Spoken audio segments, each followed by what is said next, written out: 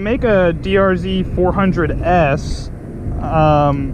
This is going for right around 8,000 USD. I really like the bike. I don't think there's really any. So one thing that like everybody says is, I mean, I worked at Suzuki Motorsports in Tulsa for a while, and a lot of people, one big complaint they have is just that we haven't switched it over from being carbureted to it being fuel injected yet. It's not necessarily too big of an issue. I think it's nice being carbureted. I don't really like messing with carbs too much. I do like fuel injected better, but it is a really neat design. It's got a lot of cool things. One thing I can tell, one big thing different from like the CRF 250s, the CRF 250L, sorry, not 250s, the CRF 250R is built more like this, but the CRF 250L, the street model, it feels more like you're riding like the CBR or like an adventure bike, kind of like the Versys and stuff, but just a bit smaller, like a Versys 300 compared to this, which it feels more like you're literally on a dirt bike. The seat is nowhere near as big as the CRFs. It comes out and it makes a huge seat right here. So your butt feels more planted, but on this you feel like it's so skinny that it feels like you're literally on a dirt bike. Height wise, you should ride right around the same. A couple of things that I really like though is the freaking helmet latch. This is freaking neat. The helmet latch and on the little bag right here on the back that it comes with, those are nice. They're easy to work on. We got a battery right here, and then the air box right there. Everything is super easy to get to. You got the filter there, drain plug there, and this is kind of odd, but they have it up here where you pour in the oil, which is pretty neat. And then you also have the little radiator right there. Pour right there. That's pretty neat. Another big thing with the this Supermoto model, and not the 650, not the 2023 650, it doesn't come with the Supermoto wheels. A top speed on these things, Logan said he's hit about 100. Right up at 100, pretty close to 100, almost there. When I was riding it, it's pretty twitchy. No matter what gear you're in, it has so much power that it just pulls. Literally, it is insane. Fifth gear, you just get on the throttle and it feels like you're on an R6. It's really weird. It's $10 to fill up here in the US. Well, for most places except for California, sorry. And I like the display. The display is amazing. Oh, they have like a little the steering lock is on the side. It's not built in with the key.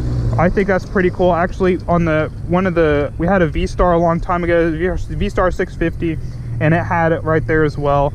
Literally feels like you have a dirt bike for the street, and it feels like they converted it, you know what I mean? Not like they built the whole thing like CRF 250, you know what I mean, where they literally they put the Grom Speedo on it, yeah. And it was more, they built it for the street.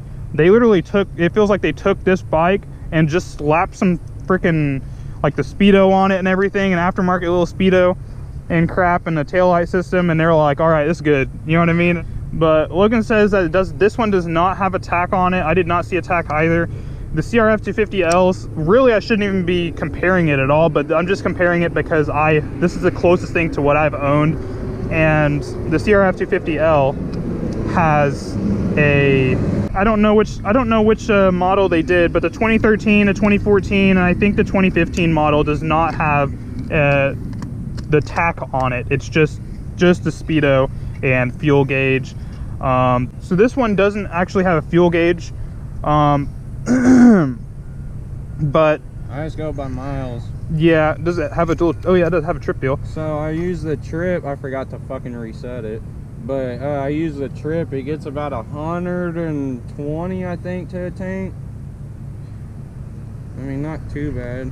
When I was riding it just a little bit ago, I was taking a turn. I was getting a little nervous because my CRF didn't have, it had knobbies on it, and I was taking this turn. There was some it was pretty smooth. It felt like kind of like a naked sport bike because of how the tire, like we got the, I don't know what they would be. That's a big difference too, coming from the CRF and going to this, the knobbies on the CRF that I had, the knobbies feel really weird on the street. So that's really nice with the Supermoto rims and tires. Another thing is, this is, you can do highway speeds on this. Logan clearly said, and you can hit up to 100 on it, but there's a lot of wind. You take on a lot of wind, you're battling the wind, and it does not weigh very much at all. So that's one of the big issues with it for the highway. But I mean, if you just need to take it like on a little trip, like you don't want to go very far with it, you know, you're not touring on it or anything, it should be completely fine. Especially for just commuting around town too. So, and a good thing too, I mean, just like how it comes stock, the turn signals are big. You can see them. The taillight's big. You can see them. You can get an aftermarket fender eliminator. Logan said that it like goes flush with the end of this, so that's really neat. So Logan's personal cons is going to be the back brake is a little twitchy, not twitchy, but touchy. And another big thing is just the wind disturbance, like we talked about just a little bit ago. There's a lot of wind. The bike is really lightweight, so you're taking on a lot. No fuel gauge, that's the other bullshit. And then the fuel gauge, there is no fuel gauge. So that's, I mean... Tired of guessing. Yeah, Logan says he's tired of guessing, so unfortunately we don't have fuel gauge for this. I'm sure the 2024 model, or sometime soon, they're going to swap it over from being carbureted to fuel injected and also give you a fuel gauge. I'm not sure. I mean, I think a lot of us are, like I said, I worked at Suzuki before for a while, and I was working on these bikes, and I think all of us are extremely confused why we don't have a fuel gauge and why it's still carbureted. It does well. I mean, they've had this model out for a while now, and the bike clearly does well. The sales are great. Everybody loves the bike. This is one of the best supermotos out there right now. That's our first ride review. I've got a few others to do. That was it for this one.